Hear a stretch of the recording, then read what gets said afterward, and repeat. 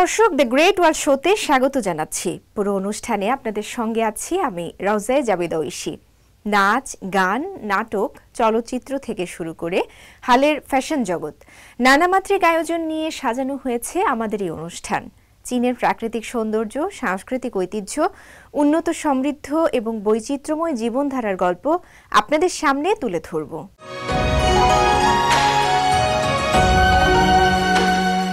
নতুন বছরকে কেন্দ্র করে সিনচিয়াংয়ে শীতকালীন কার্নিভাল অনুষ্ঠিত হয়েছে। বর্ণিল লোক সাংস্কৃতিক আয়োজনের মাধ্যমে উদযাপন করা হয় কার্নিভালটি। নানা রকম শারীরিক কসরতের খেলাধুলা, বোনফায়ার এবং খাবার প্রতিযোগিতা সহ ছিল একাধিক আয়োজন।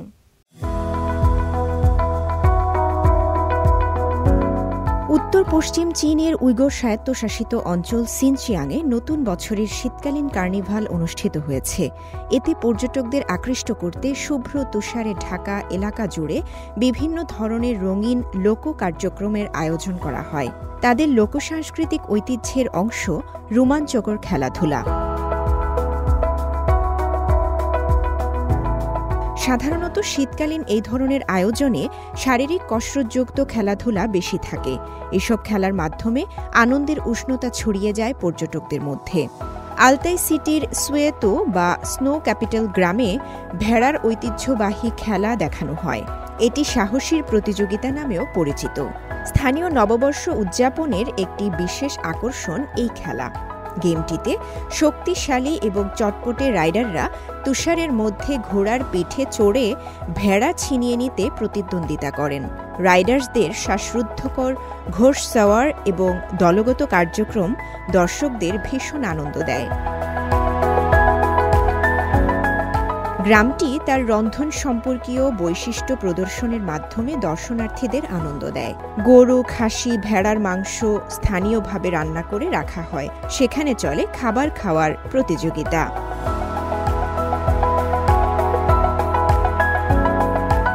শীতকালীন কার্নিভাল মানেই বোনফায়ার।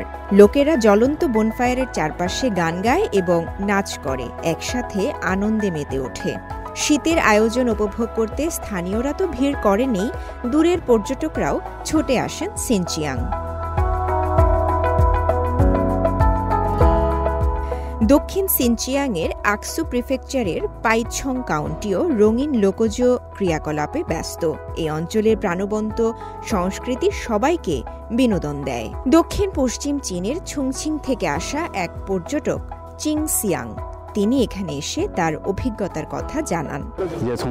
এই কার্যকলাপগুলো থেকে আমি তাদের রীতিনীতি এবং সংস্কৃতির প্রতি লোকদের আবেগ অনুভব করতে পারি। এটি আমার জন্য লোক রীতিনীতির ব্যাপারে একেবারেই নতুন অভিজ্ঞতা। এখানে আমরা দড়ি টানাটানি, কুস্তি এবং ঘোড়দৌড়ের মতো তুষারের উপর প্রতিযোগিতা দেখেছি। অশ্বারোহীদের পারফরমেন্সটি বিশেষভাবে আশ্চর্যজনক এবং রোমাঞ্চকর ছিল, আমাদের সকলকে উচ্ছ্বসিত করেছে। সিনচিয়াং প্রাকৃতিক সৌন্দর্যে যেমন ঘেরা, সেখানে ঐতিহ্যের চর্চাও অনেক বেশি। আর এই অঞ্চল যেহেতু পর্যটন গন্তব্যের অন্যতম আকর্ষণ, তাই সারা বছরই পর্যটকদের আসা যাওয়া চলতে থাকে। পর্যটন বান্ধব অঞ্চল হিসেবে বিভিন্ন কার্যক্রমের মাধ্যমে স্থানীয়ভাবে দর্শনার্থীদের আকর্ষণ করা হয়। এবারের শীতকালীন কার্নিভাল ঘিরে বর্ণিল সব আয়োজন স্থানীয়দের পাশাপাশি বিভিন্ন স্থান থেকে আসা পর্যটকরাও অনেক উপভোগ করেন। রওজায়ে জাবিদা ঐশী, সিএমজি বাংলা। 2025-এ চীনের বসন্ত উৎসব হতে যাচ্ছে চলতি মাসের শেষের দিকে। তবে আসন্ন এই উৎসবকে রবীন্দ্রসঙ্গীতের মাধ্যমে অগ্রিম স্বাগত জানিয়েছে চীনের পেকিং বিশ্ববিদ্যালয়ের ইন্ট্রোডাকশন টু ঠাকুর ক্লাসের শিক্ষক-শিক্ষার্থীরা। 7 জানুয়ারি চীনের ঐতিহ্যগত বসন্ত উৎসব ঘনিয়ে আসার প্রেক্ষাপটে চীনের বিখ্যাত বিশ্ববিদ্যালয় পেকিং বিশ্ববিদ্যালয়ের ইন্ট্রোডাকশন টু ঠাকুর ক্লাসের শিক্ষক-শিক্ষার্থীরা রবীন্দ্রসঙ্গীত উপস্থাপনের মাধ্যমে বসন্ত উৎসবকে স্বাগত জানায় এবং রবীন্দ্রনাথের প্রতি ভালোবাসা প্রকাশ করে। পেকিং বিশ্ববিদ্যালয়ের বিদেশি ভাষা স্কুলের বসন্ত উৎসবের শুভেচ্ছা বিনিময় পার্টিতে ইন্ট্রোডাকশন টু ঠাকুর ক্লাসের শিক্ষক-শিক্ষার্থীদের রবীন্দ্রসঙ্গীত উপস্থাপন অনেকের দৃষ্টি আকর্ষণ করেছে।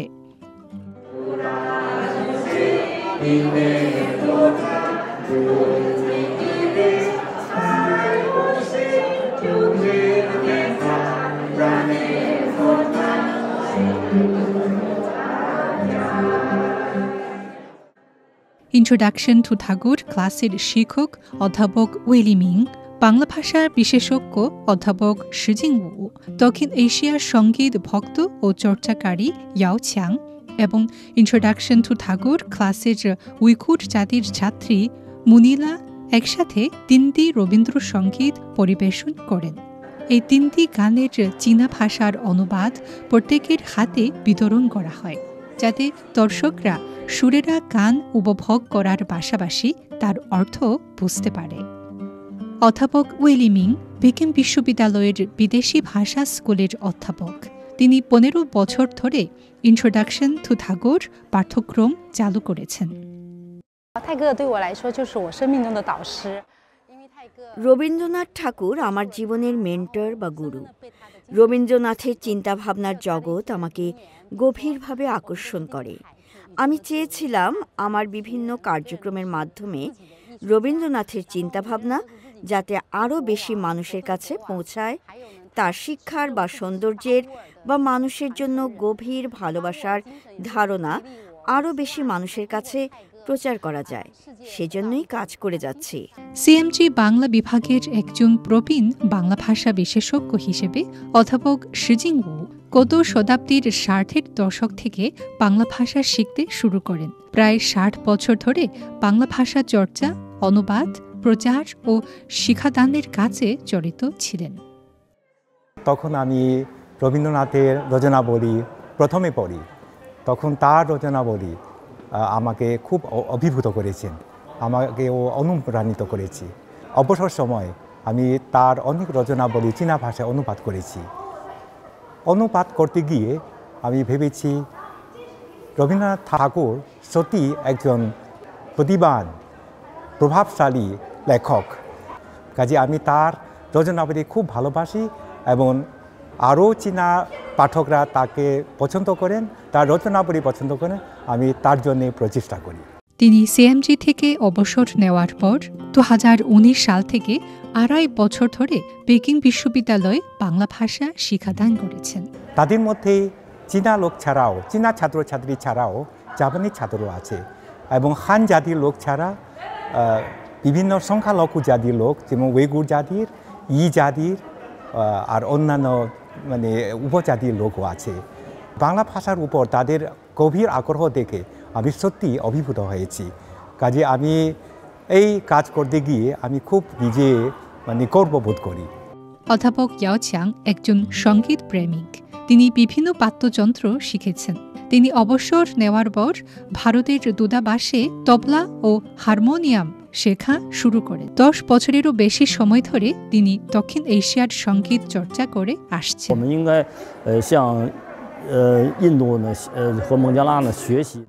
আমি মনে করি আমরা দক্ষিণ এশিয়ার সঙ্গীত থেকে অনেক কিছু শিখতে পারি। তাহলে আমাদের দেশের সঙ্গীত ভাণ্ডার আরও বৈচিত্র্যময় হয়ে উঠবে। আমি রবীন্দ্রসঙ্গীত খুব পছন্দ করি। তার সঙ্গীতে খুব সমৃদ্ধ উপাদান রয়েছে। আমি মনে করি সঙ্গীত এমন একটি শিল্পকর্ম যার মাধ্যমে বিভিন্ন সংস্কৃতির মানুষ সহজেই বিনিময় করতে পারে, মনের গভীরে পৌঁছাতে পারে। মুনিলা আইংওয়ার একজন উইঘুর জাতির শিক্ষার্থী। তিনি পেকিং বিশ্ববিদ্যালয়ের লাও বিষয়ক ছাত্রী ছিলেন।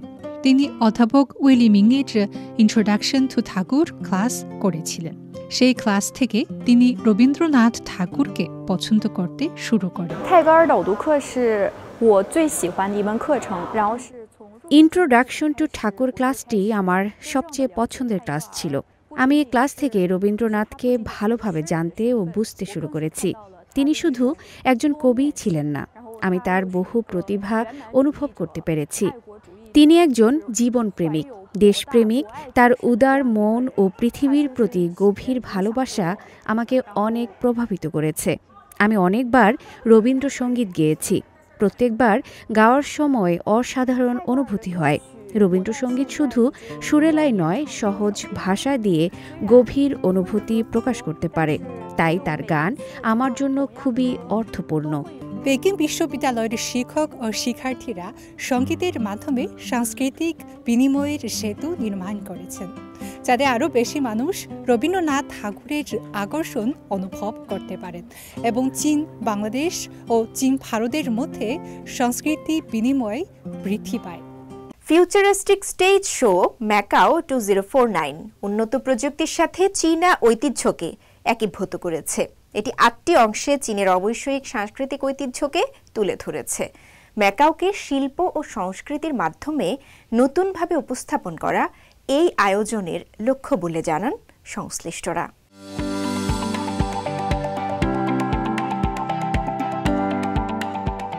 গণপ্রজাতন্ত্রী চীন প্রতিষ্ঠার 100 বছর পূর্তি হবে 2049 সালে। তখন ম্যাকাওয়ের চীনে প্রত্যাবর্তনের 50 বছরও পূরণ হবে। এই বিষয়টি সামনে রেখে সম্প্রতি ম্যাকাওয়ে অনুষ্ঠিত হল বিশেষ ফিউচারিস্টিক স্টেজ শো ম্যাকাও 2049। চীনের 5000 বছরের পুরনো সংস্কৃতি এবং আধুনিক প্রযুক্তির সংমিশ্রণ তুলে ধরা হয় এই শোতে।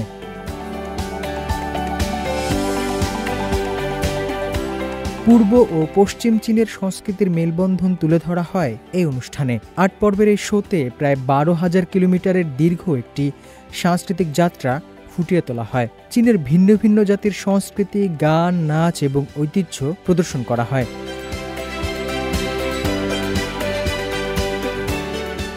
কৃত্রিম বুদ্ধিমত্তা এবং আধুনিক প্রযুক্তির অসাধারণ মেলবন্ধন ছিল এই অনুষ্ঠানে। একদিকে শিল্পীরা পরিবেশন করছেন ঐতিহ্যবাহী গান, অন্যদিকে গানের তালে তালে ঐতিহ্যবাহী চীনা নাচ দেখাচ্ছে রোবট। মানব শিল্পীর সঙ্গে প্রযুক্তির এই অভিনব সংমিশ্রণ ঘটেছে এখানে।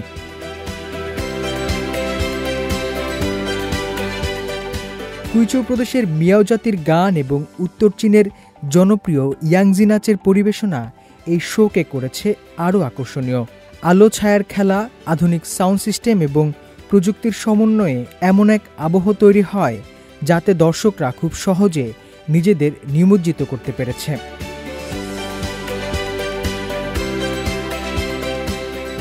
ম্যাকাওকে সিটি অব পারফর্মিং আর্টস হিসেবে তুলে ধরার লক্ষ্য নিয়ে আয়োজন করা হয় এই অনুষ্ঠান, যেখানে চীনের ঐতিহ্য ও সংস্কৃতিকে বিশ্ব দরবারে পরিচিত করানোই ছিল মূল উদ্দেশ্য।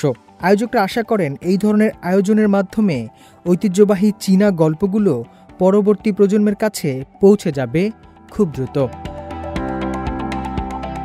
হোসনে মোবারক সৌরভ, সিএমজি বাংলা। উত্তর চীনের তাছিং ও কানসু প্রদেশের লিংচিয়াহুই শহর এখন পর্যটকে কানায় কানায় পূর্ণ। শীতকালীন সব খেলা উপভোগে পর্যটকরা এখানে ভিড় করেছেন। জমাটবদ্ধ বরফের উপর স্লাইডিং, স্কিইং এর মতো রোমাঞ্চকর সব অভিজ্ঞতা উপভোগ করছেন তারা। এদিকে চীনের ছাংছুনে 23তম ভাসলোপেট ইন্টারন্যাশনাল স্কি ফেস্টিভ্যাল শুরু হয়েছে, যেখানে 33টি দেশের 2000-এরও বেশি খেলোয়াড় অংশ নিয়েছেন। শীতের রাজ্য উত্তর চীনের হেইলংচিয়াং প্রদেশ। সেখানকার তাছিং সিটি এবং কানসু প্রদেশের লিংচিয়াহুই স্বায়ত্তশাসিত প্রিফেকচারের মতো শহরগুলো এখন শীতকালীন পর্যটকে পরিপূর্ণ। তাছিংয়ে আসা পর্যটকরা উপভোগ করছেন জমে বরফ হওয়া লেকের উপর স্লাইডিং এবং স্লেজিংয়ের অভিজ্ঞতা। অন্যদিকে কানসুর আলপাইন রিসোর্টগুলোতেও হাজার হাজার শীতপ্রেমীরা স্কিইং, স্নোমোবিলিং এবং নাইট স্কিইংয়ের মতো বিভিন্ন রোমাঞ্চকর খেলাধুলায় মত্ত। নতুন বছরের শুরুতে তাছিং শহর প্রস্ফুটিত হয়েছে শীতের নানান আয়োজনে। শীত এলে এই শহরের লেকগুলো পরিণত হয় বরফে, যা কিনা তুষার পর্যটন ও খেলাধুলার একটি আদর্শ জায়গা। শহরের প্রাণকেন্দ্রে বরফে ঢাকা লেকগুলো পর্যটকদের ভিড়ে ভরে ওঠে কানায় কানায়। 50,000 বর্গমিটার এলাকা জুড়ে আছে তুষার ও বরফের পাট। সেখানে আছে অতিকায় স্লাইড, বরফ স্লেজ এবং বরফ ড্রাফটিং করার ব্যবস্থা। ডিসেম্বরের শেষের দিকে এই খোলা পার্কগুলোতে প্রতিদিন প্রায় 30,000-এরও বেশি দর্শক আমন্ত্রিত হয়েছে। এই সিজনে তাছিং তার 50-টিরও বেশি নদী ও লেক ও 90-টিরও বেশি মনোরম স্পোর্টগুলোকে একত্রিত করে একটি নেটওয়ার্ক তৈরি করা হয়েছে, যেখানে পর্যটকরা আইস ড্রাগন বোট রেস এবং স্নো কার্নিভালের মতো খেলাধুলায় অংশগ্রহণ করছে। অন্যদিকে উত্তর পশ্চিম চীনের কানসু প্রদেশের লিংশিয়াহুই স্বায়ত্তশাসিত প্রিফেকচারে জানুয়ারির শুরু থেকেই চলছে তুষার মৌসুম। এখানকার স্থানীয় স্কি রিসোর্টগুলো পর্যটকদের আকর্ষণ করার জন্য বিভিন্ন ছাড় ও নানান খেলাধুলার আয়োজন করছে। রিসোর্টগুলোর মধ্যে একটি হল হিছেং কাউন্টির সোংমিংয়ান ইন্টারন্যাশনাল স্কি রিসোর্ট। সমুদ্রপৃষ্ঠ থেকে 2700 মিটার উপরে থাকা রিসোর্টটি আগে গ্রীষ্মকালীন হলেও এখন শীতকালীন আশ্রয়স্থল। গেল বছরের 27 ডিসেম্বর থেকে এখানে পর্যটক বাড়তে শুরু করেছে।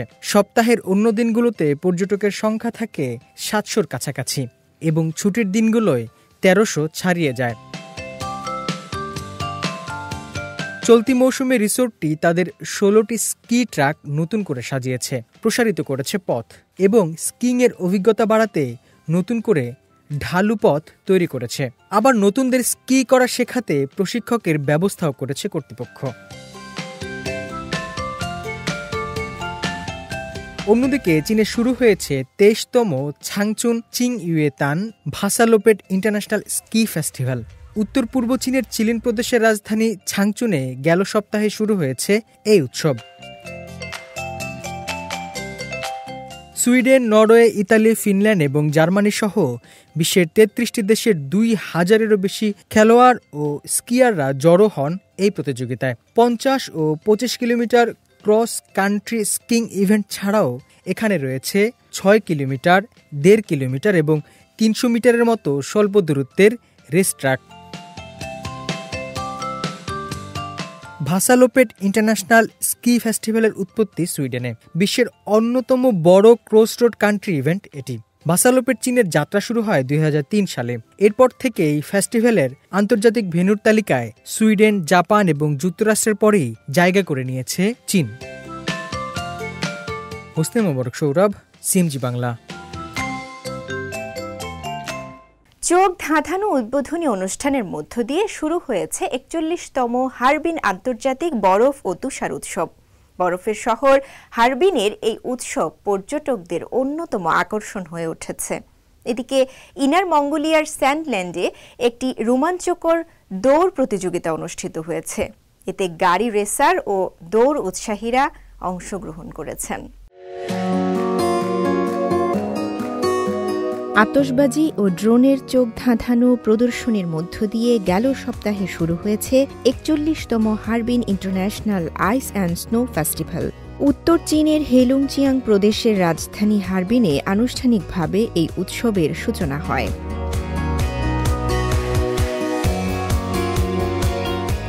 আসন্ন 2025 এশিয়ান উইন্টার গেমসের সঙ্গে মিল রেখে এই বছরের উৎসবের থিম করা হয়েছে shared dreams of ice and snow, united Asia বা বরফ ও তুষারের অভিন্ন স্বপ্ন, ঐক্যবদ্ধ এশিয়া। বরফের শহর নামে পরিচিত হারবিন সিটিতে উদ্বোধনী অনুষ্ঠানটি 9ম এশিয়ান শীতকালীন গেমসকে কেন্দ্র করে সাজানো হয়।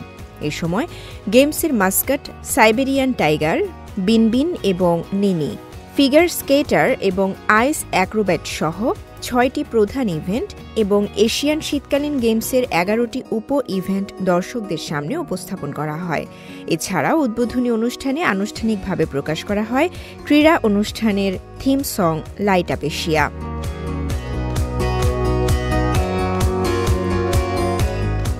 উৎসবস্থল হারবিন আইস অ্যান্ড স্নো ওয়ার্ল্ডে 1 মিলিয়ন বর্গমিটার জায়গা জুড়ে গড়ে তোলা হয়েছে দৃষ্টিনন্দন তুষার বরফ নগরী। বরফের তৈরি বিশাল সব স্থাপনাকে সাজানো হয়েছে আলো দিয়ে।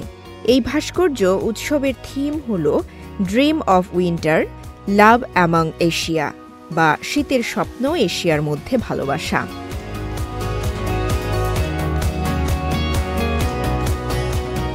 1985 সালে হারবিনে তুষার বরফ উৎসব শুরু হয়। এরপর থেকে শীতকালে এখানে তুষার বরফ ভাস্কর্য প্রদর্শিত হয়ে আসছে।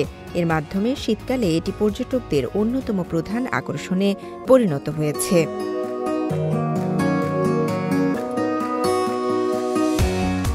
উত্তর চীনের ইনার মঙ্গোলিয়া স্বায়ত্তশাসিত অঞ্চলের হুনশান দাকে স্যান্ডল্যান্ডে একটি রোমাঞ্চকর দৌড় প্রতিযোগিতার আয়োজন করা হয়েছে। এতে 3000-এর বেশি গাড়ি রেসার এবং দৌড় উৎসাহীরা অংশগ্রহণ করেছেন। সম্প্রতি 3 দিন ব্যাপী এই প্রতিযোগিতার উদ্বোধনী আয়োজনে স্থানীয় বৈশিষ্ট্য সমন্বিত একটি নিমজ্জিত শিল্প প্রদর্শনী উপস্থাপন করা হয়, যা দর্শকদের একটি মনোমুগ্ধকর দৃশ্যের অভিজ্ঞতা দেয়। শীতকালে বরফের মধ্যে এমন আয়োজন স্থানীয়দের কাছে আরও বেশি আনন্দদায়ক হয়ে ওঠে।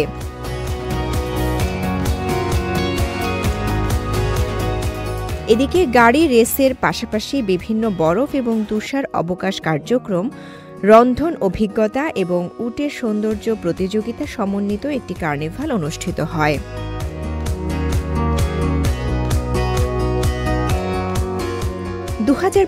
বসন্ত উৎসব গালার 20 দিনের কাউন্টডাউনের একটি প্রচারমূলক ভিডিও প্রকাশ করেছে চায়না মিডিয়া গ্রুপ সিএমজি, যা 28 জানুয়ারি চীনা চান্দ্র নববর্ষের প্রাক্কালে প্রচারিত হবে। গেল বুধবার এই ভিডিওটি প্রকাশ করা হয়।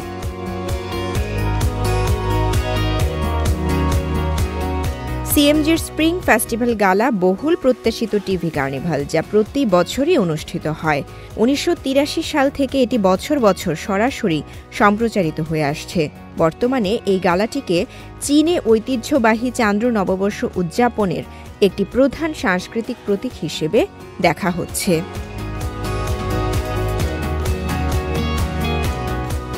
রওজায়ে জাবিদা ঐশী, সিএমজি বাংলা।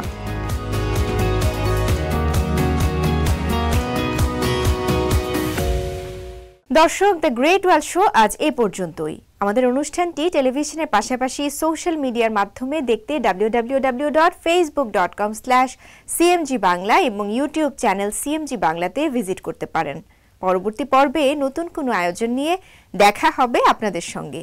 সে পর্যন্ত সবাই ভালো থাকুন, সুস্থ থাকুন। চাইছিয়েন।